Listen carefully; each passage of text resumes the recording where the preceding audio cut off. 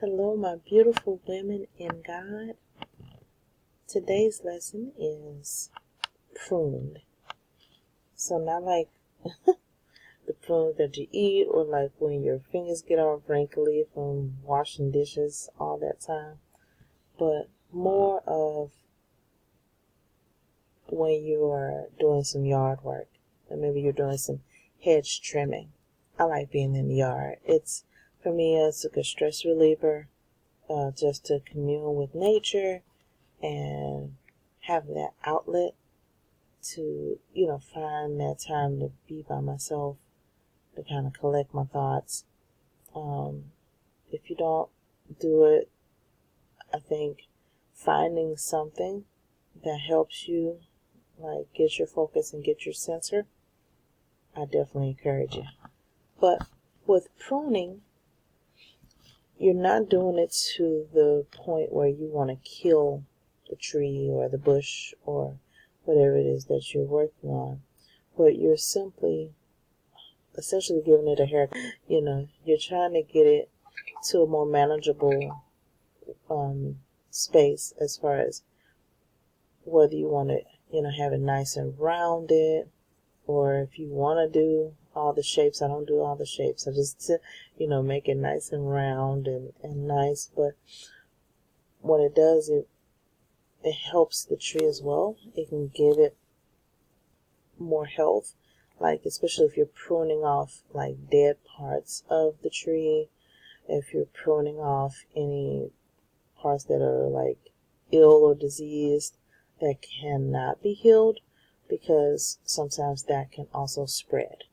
And so just think about, when you might be in a women group, and somebody gossips, and that gossip goes from that person to that person, and then the next person shares it with the other person, and now you have those people sharing it with more people, and it spreads like wildfire.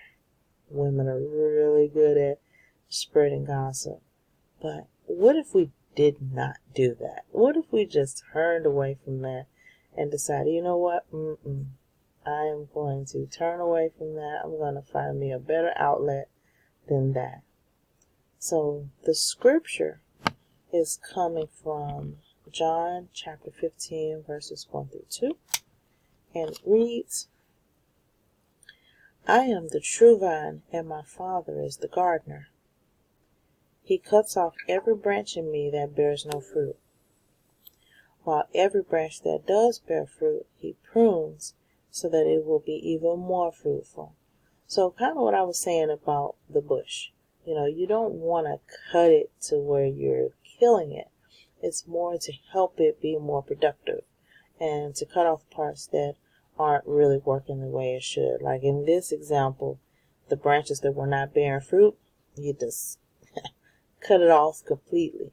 And that's what it is. That's how pruning works. Like if you go out and there's parts of the tree that are just dead or dying and you can't revive it, then it's best to go ahead and cut that part completely off of the tree so that it does not cause havoc for the rest of the tree.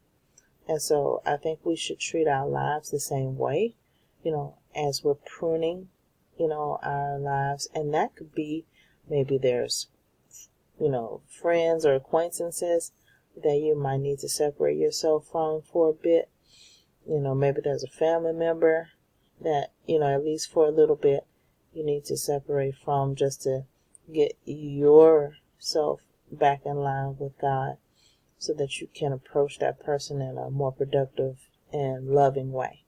So think about your life and what it is in your life that needs to be pruned.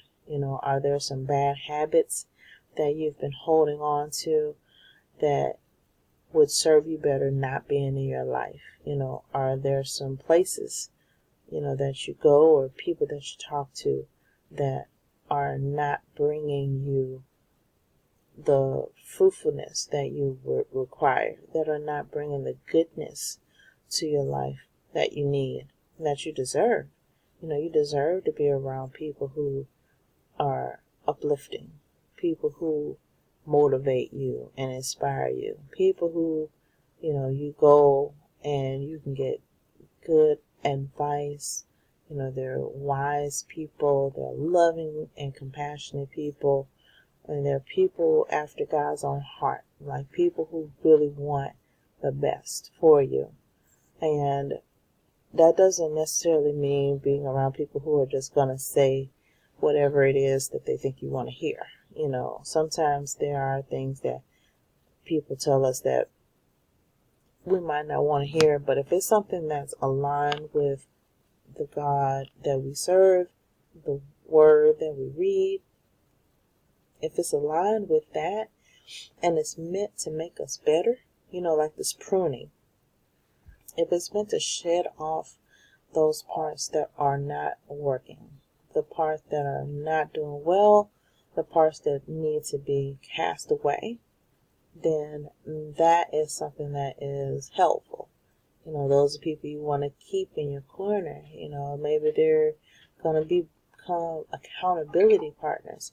So just continue to think about what in your life needs to be pruned. What in your life needs to be taken away so that you can find a better place for yourself, so that you can be that productive person that you know that you can be. I would love for you to just take some time just to sit, quietly and think about that. And, if you come up with anything, let me know.